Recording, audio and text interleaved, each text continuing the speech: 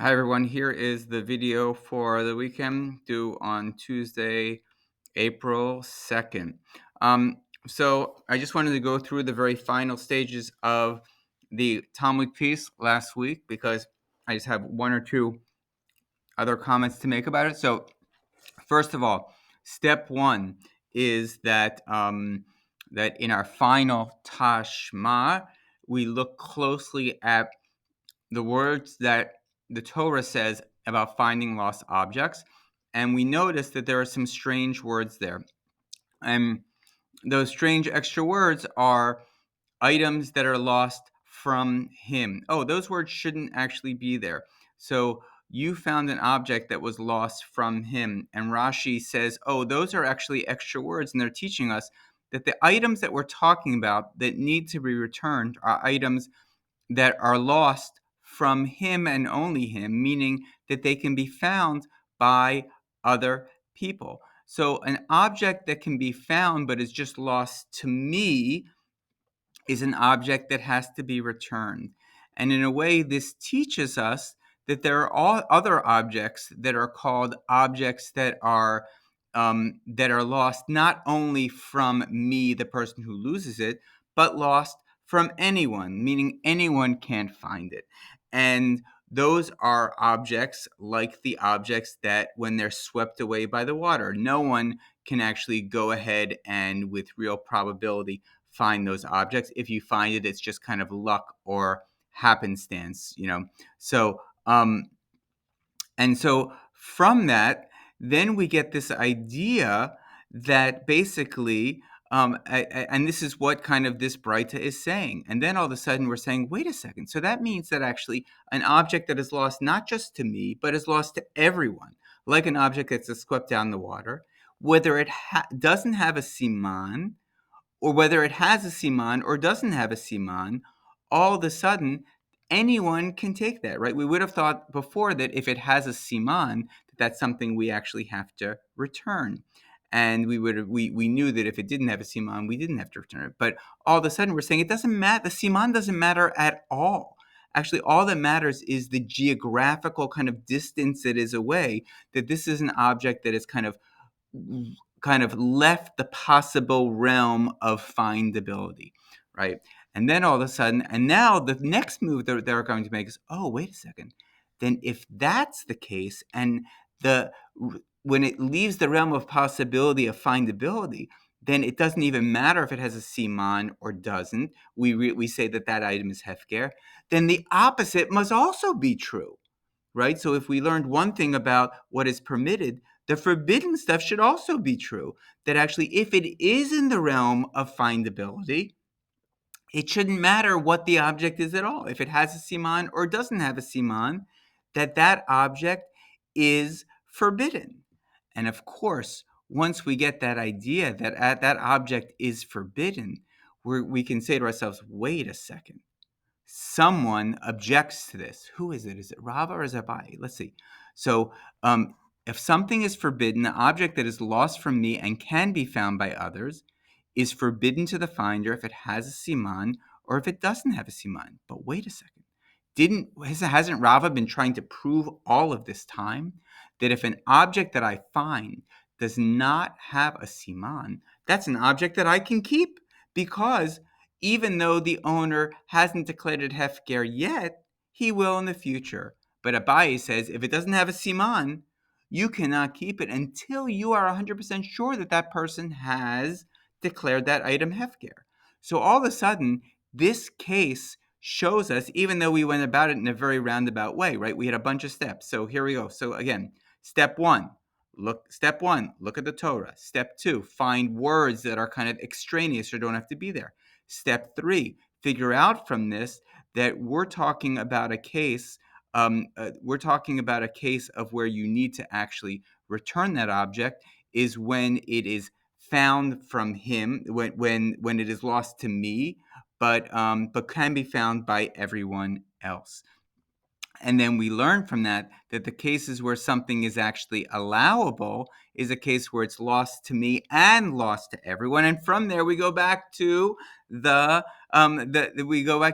reverse that and go to the what's not allowable, and has to be the opposite case. And that's where we did kind of this, where I asked you to kind of try to fill out this form in class, which you were able to do by doing the exact opposite of this. And that allowed us to go ahead and to prove that to prove that Rava is not correct. And that's why it says at the end, this is in fact a tiyufta de Rava, a rejection of Rava. And so in the end, and I think I'd like to kind of revisit this piece right here, because I think we saw in the Torah, what did we see about, if we kind of go back all the way to the beginning, we had a chart like this.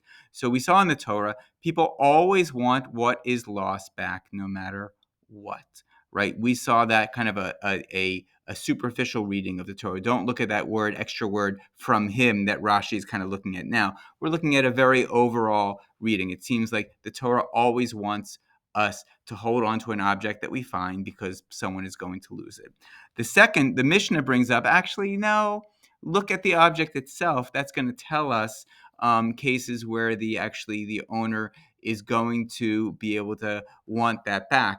And why does an owner want it back? Because they can prove it. So my obligation to return something or not is very much based upon my assumptions of what the person outside is thinking, if they can actually get it back or not. And then I say the Talmud does a couple things, right? So the Talmud, in looking at Tashma number 12, the Tashma says, don't look at the object at all, right? Because I'm going to show you a case where it is permissible for everyone to find, whether it has a siman or not. And I'm going to show you a case where it is forbidden from everyone to keep, because the finder will always want to find whether it has a siman or not. And really what that last Tashma is teaching us, if it's findable by a finder, it's findable by the loser. If it's not findable by the finder, it can't be findable by the loser, meaning there's a geographicalness to its findability, and it's all about me and I guess my ability to actually find something, or my non-ability to actually find something, whether I have kind of great confidence or not. Maybe that's not really part of the issue, but it's just about kind of me and the geographical distance from me and that item. So I think, again, as we leave this unit, we see the Torah, the Mishnah, and the Talmud trying to understand these issues in a lot of different ways. And for me, it was a very fun kind of exploration in the question about assumption, the question about how much we can assume from others, the question about when we are allowed or not allowed to take things, and how much of the intention of the owner of that item do we need to keep into account.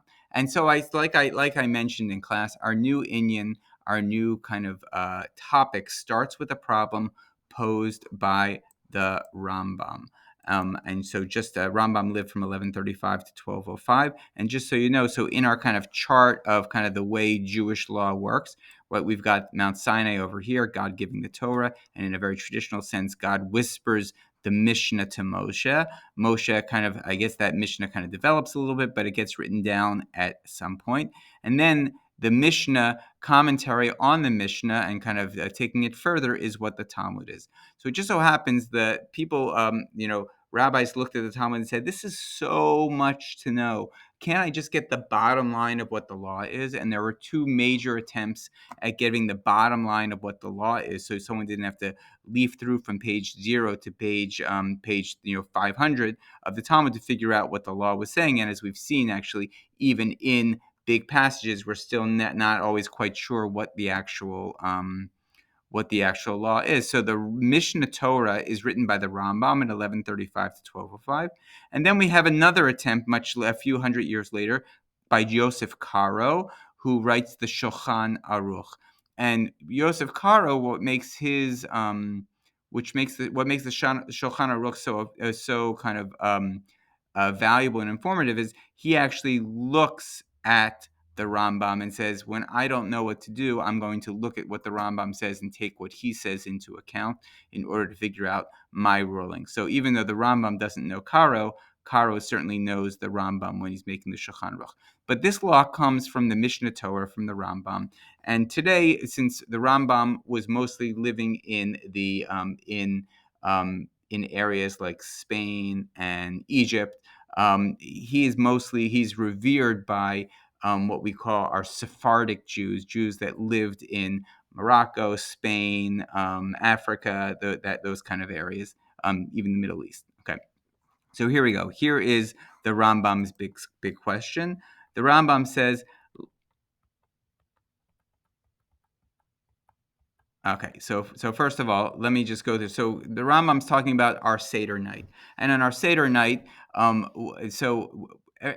we know. So we have this great holiday called Passover, and on the holiday of Passover, what Jews do is they sit down on night one, night two, only one night in Israel, but two nights in anywhere else but Israel. They sit down and have a big meal, and at that meal, the adults of the table are trying to tell the story of the slavery of the Jewish people and their freedom. And they do it at this great event called a Seder. Okay, and so we have this Seder. And on this Seder, we know that on that very first moments of Passover, we have an obligation. We have a mitzvah's obligation, mitzvah to eat matzah on that night, eat the bread of slavery on that night. And we also have a bunch of other things that we're eating on that night.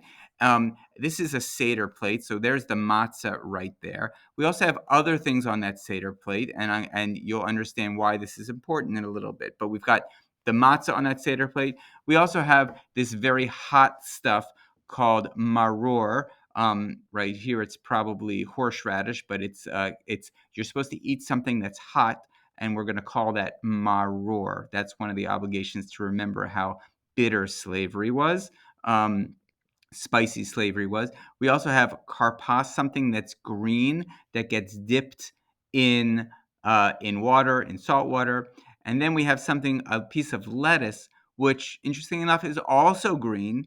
And we're gonna, for right now, I want you to think of this lettuce as spicy lettuce, because it used to be that actually all lettuce was spicy, and because of agricultural advancements, we were able to kind of get rid of the spice of it, and now lettuce is really yummy to eat. But for right now, it's lettuce, and we're going to know the term lettuce when we see it in the Mishnah, because it's going to be called chazeret. Okay. Next, we have here something called charoset, which is kind of symbolizes the bricks and the mortar that were used. The mortar that was holding the bricks together. It's usually like an apple, date, a syrupy, winey kind of mixture with cinnamon in it as well. Next, we have here the bone, and this symbolizes the meat we're supposed to eat on Passover night, and we're supposed to remember that when we were in Egypt, the night before we left, we ate a big lamb, and we used the blood of that lamb to put on the doorpost to tell us that the angel of death wasn't coming. And then, so that's it. And then we also have the egg, and the egg is there. You'll see it's also roasted, so it's kind of our second roasted dish for the night. And eggs symbolizes spring, renewal, rebirth, stuff like that. All right, so here we go. So here's the Rambam's question. The Rambam says, Moses Maimonides says, Maimonides' name is the Rambam. So the Rambam says the following. Says, suppose I have an obligation to eat matzah on Passover night. Suppose I am tied up by robbers and force-fed matzah. Have I fulfilled the obligation of eating matzah, right? So, and you can see the guy's mouth is totally shut, being like, I don't want to eat matzah like this. I don't want to do it. I don't want to eat this matzah. I don't want this matzah to count for me. Does that count, right? So what's the main issue we're trying to explore here is the mitzvah, is the question of, does a mitzvah that is performed, a commandment that's performed without my intention, with no, what we're going to call kavanah. So we have two terms. Mitzvah is one term, kavanah, or intention, or proper intention. So a mitzvah without kavanah, is it a mitzvah? Do mitzvot, in order for them to be true, does it, or fulfilled, do they require kavanah? And that's really going to be our question today. Now, here's another related issue before we get to the answer to this one. Suppose it is Rosh Hashanah day, and there's a mitzvah on Rosh Hashanah day to the beginning of the year to hear the shofar being blown. Okay, so there's the shofar right there. Suppose we've got this guy right here. What is he doing? He's in a house. What is he doing? He is watching a video on how to blow a shofar, and he's practicing. And while he's practicing, you happen to walk by to go to synagogue because you want to hear the shofar being blown, because you know it's a mitzvah for the day and you need to fulfill your obligation of hearing that. So the question is, does these does is the mitzvah fulfilled in this case, right? And or is it not? And we can say that, does this guy have kavanah, or these two children have? No, they don't have kavanah at all. They're going to synagogue to hear the shofar being blown, hear this guy's going, but they hear it here. Should they walk home and be like, oh, sorry, our mitzvah has already been fulfilled, because mitzvot do not require proper intention. Okay, so is there, I guess, a question that we might want to explore is there a difference between these two cases? And I wish wasn't on video, but I wish we could actually explore this as a group. And this might be a kind of a question on your quizzes. Is there a difference between the two cases that will make us rule one way one and another way? Because I will tell you that in the answer that's given is not a blanket answer, but we'll look at the Rambam's answer. The Rambam answers that the force-fed matzah, the person actually does fulfill his commandment. But here we see with the shofar blowing, it says a person does not fulfill their commandment until the person who is listening has kavanah and the person who's blowing has kavanah. So the one who is blowing the shofar needs to have kavanah, that I'm doing it for others to fulfill a mitzvah, and the hearers need to have kavanah, the kavanah, the intention that what they're hearing is fulfilling the mitzvah. So the question I'll probably ask is, what's the difference? Why is there a difference? What might be the difference? And I think your answer is going to have to come by kind of thinking about, how is matzah different than a shofar? Right? I mean, there are similarities, right? Each of them, it's the day that you have to fulfill that mitzvah. Each of the people don't really want to kind of have that count for their mitzvah points, and maybe each of them are intending to do that much later, right? So why does it work for the matzah and why does it not work for this, right? That question of kavanah, of intention, is what's going to kind of push us forward, is going to be the question that we're going to explore right now in our video. And it starts with chapter 10. It's not Mishnah 1. I think it might be Mishnah 3, but it's in Seder Moed, holidays, and Masechet Psachim. So here we go. And this is what it says. And first of all, one other thing you need to know, that Seder that we talked about way back here, where we're using the Seder plate, but let me get that picture again of the Seder. There it is. Here comes the Seder. Here's the Seder. The Seder is kind of an intricate event, and there are actually 14 different parts of the Seder. And as a kid, we know that because we actually sing those 14 parts, and here they are right here, right? You probably even know the song, Kadesh Orchatz Karpas Yachatz Magid Rachsa Motzi Matzah. So let me just run through very quickly what's happening, right? First, we have a blessing over wine. Then we wash our hands. Then we do a dip number 1 of green stuff. Then we break our matzah and we hide part of it. Then we, to kind of keep kids interested, then we tell the story, Magi. Then we wash our hands again. Then we say we eat our matzah for the first time with the blessing. Then we eat the bitter stuff. And then we have a kind of a matzah bitter stuff sandwich that used to have meat in it. Then we have our meal. Then we search for the afikomen. Then we say thank you. We have birkat hamazon, or grace after meals. Then we sing a little bit more, and then we kind of doze off. All right. So here is our Mishnah that we're dealing with. Heviu lefanav mitabel v'chazeret ad shemagia. They bring spicy lettuce in front of the Seder leader, and he dips it and eats it before they get to the eating of the matzah. So we're talking about this place right here in the Seder, where we're calling it karpas, but we're saying they bring spicy lettuce. And if you remember, on that Seder plate, let me see if I can find it again. on that Seder plate, we saw that there was that lettuce that we're calling spicy lettuce. So here it is. They bring that spicy lettuce in front of the Seder leader, and he dips it and he eats it before they get to the eating of the matzah. Then it says, then they bring in front of the Seder leader matzah, spicy lettuce, charoset, and 2 cooked dishes. And why do they do that? They do that so we can have this part of the Seder, the motzi matzah part of the Seder. They do that so we can have the maror part of the Seder. And they do that so we can be eating our dishes during the meal. So we have, so the Mishnah is basically talking about these two things that are happening. Now, you may have something may have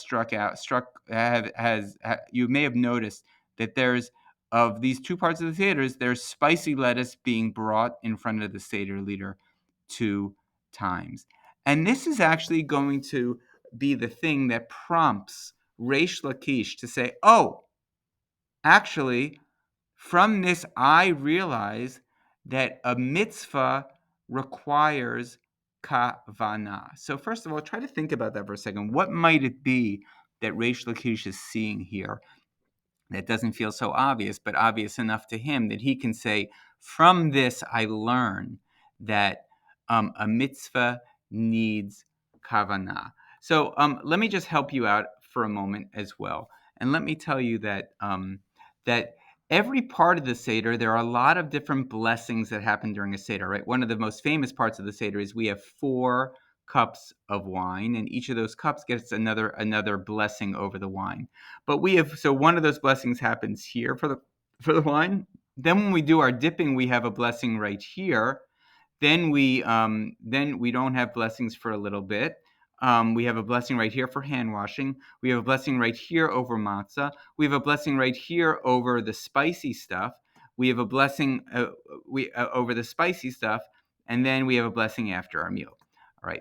So what we're saying here is basically, according to there are 2 spicy stuff. There's spicy stuff brought at this point of the meal, and there's spicy stuff brought at this point of the meal. And we're calling it 2 different things. Here we're calling it karpas, or dipping of green vegetable. Here we're calling spicy lettuce the eating of something that's spicy and bitter. So again, Reish Lakish is trying to learn something from this about mitzvot requiring kavanah. So what is that? Have you figured it out yet? Okay, let me give you one more hint. That each of these are 2 spicy lettuce eatings, but each of these spicy lettuce eatings have a different bracha. This spicy lettuce eating is borei pri adama, is basically saying, thank you, God, for giving us food from the ground, lettuce from the ground, so I can say that. This spicy lettuce is eating is saying, thank you, God, for allowing us to eat something that's spicy and bitter so we can remember the story of our slavery. Okay, so can you figure it out now? Do you figure out why Reish Lakish is saying basically, because of this incident that we have 2 spicy lettuce eatings, I can tell you that mitzvot require intention. Did you get it? All right, let's try now we're going to go to the actual Talmud and see what it says here. Right, like I said, Reish Lakish Lakish says Zot Omeret. Reish Lakish says this is what it means. This means that mitzvot need kavana. Mitzvot trichot kavana. And so here we have it right here, and we're going to see why. So Reish Lakish says this Mishnah proves that mitzvot require kavana, and let's see exactly why. So here's what. So like I told you, we've got 2 spicy lettuce eatings and 2 different blessings on for each of them. So did you figure out how he's going to use this to prove that mitzvot require kavanah? So my last hint is he's going to say something like this. If mitzvot didn't require kavanah, all I would need is to eat my spicy lettuce once. Does that help you? All right, let's go a little further. Okay, so here's what Reish Lakish says. Reish Lakish says, this Mishnah proves that mitzvot require kavanah because this guy is eating spicy lettuce at a time when he's not obligated to be eating the maror. And this is why he makes the blessing that ends, thank you for the veggies that are from the ground. So if we look right, so he's eating right here. This is the eating of the spicy lettuce.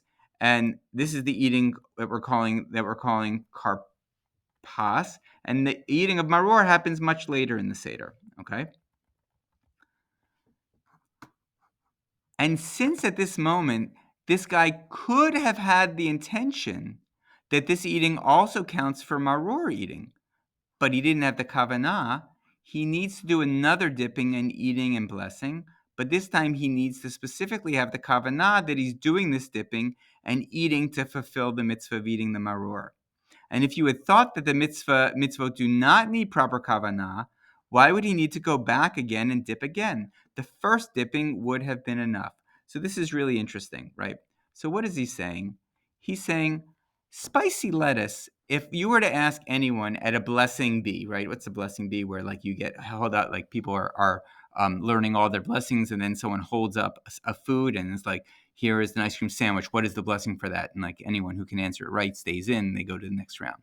But let's pretend like we have a little blessing bee and spicy lettuce is being brought up. Everyone knows that spicy lettuce is the blessing Borei Pri Ha'adama. Okay?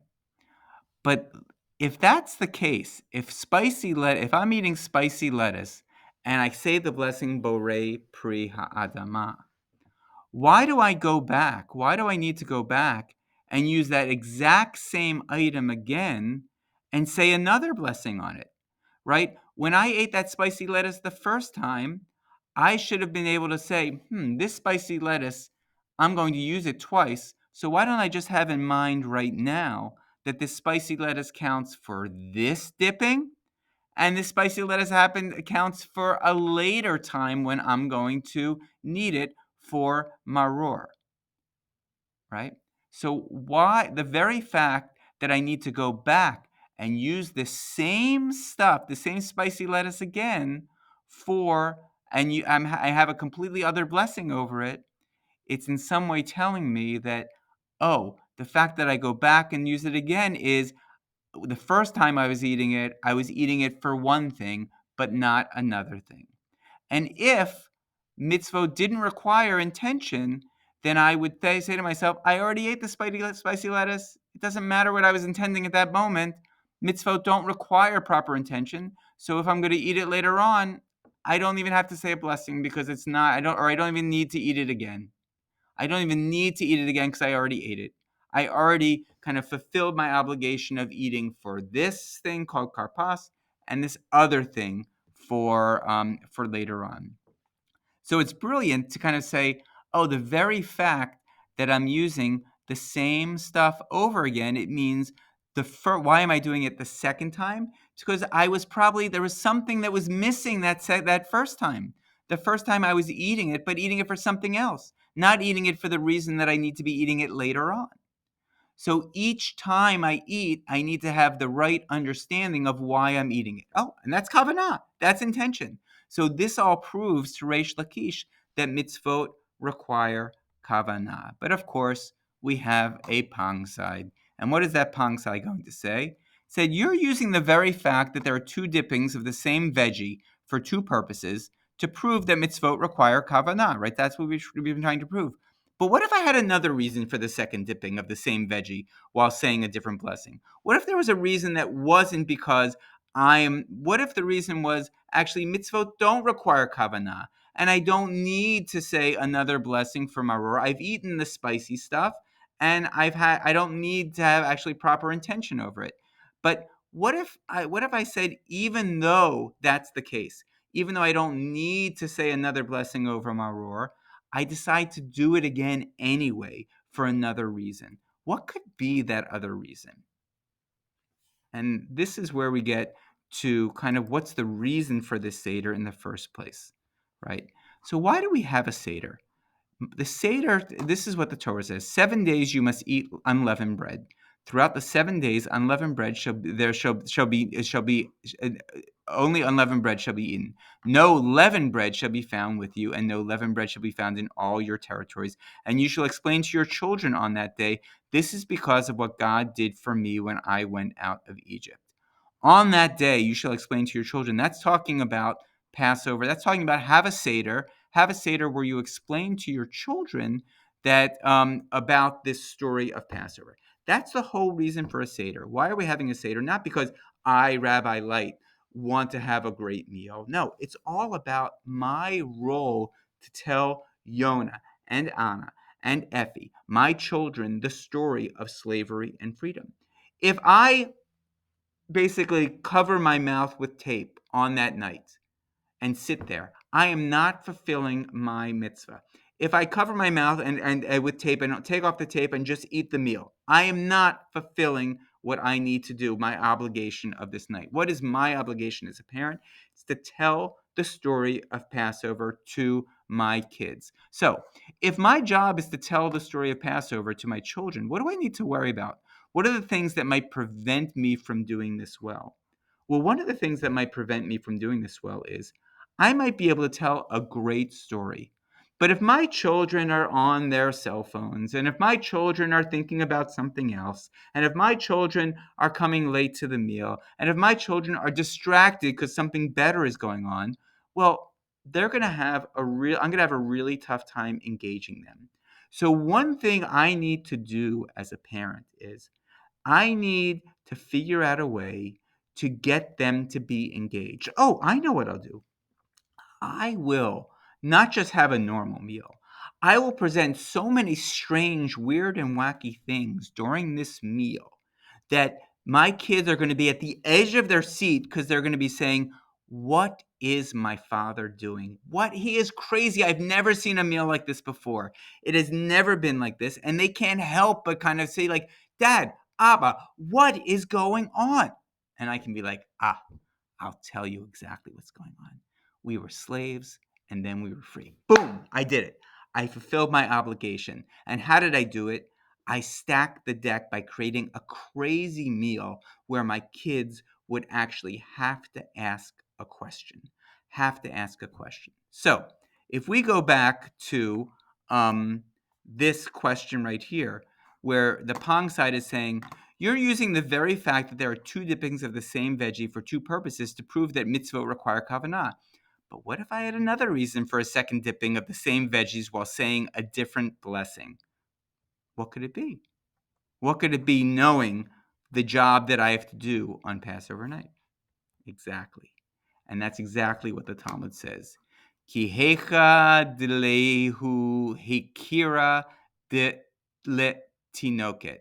Hekira letinoket. Recognizable stuff for a young child. That there are things that you need to do at a meal that are going to be these strange things that happen to keep your kid lahakiring, or trying to recognize what's happening during the meal. Hekera letinoket. And that's exactly what we can say is happening here for our Pong side. Hey, maybe the reason why you're doing this second dipping isn't because mitzvot require kavanah. Maybe actually your mitzvah was fulfilled for both the the dipping of the green stuff in salt water, and it was fulfilled for eating your maror at that early point in the Seder. So why are you doing the second dipping? It's not because you thought that you weren't doing the proper job of eating for the sake of matzah, because that doesn't matter. You can actually be thinking of whatever you want. Mitzvot don't require proper intention. So why are we doing the second dipping? It's not at all because you think that mitzvot need intention. It's because you're trying to do weird and wacky things at the Seder that will require people to that will require people to or require kids to wonder about what's going on so that you can actually tell the story. And that's why we're doing it. So we see we're going to end here. We've got our ping, we've got our pong, and we'll see more about this in class.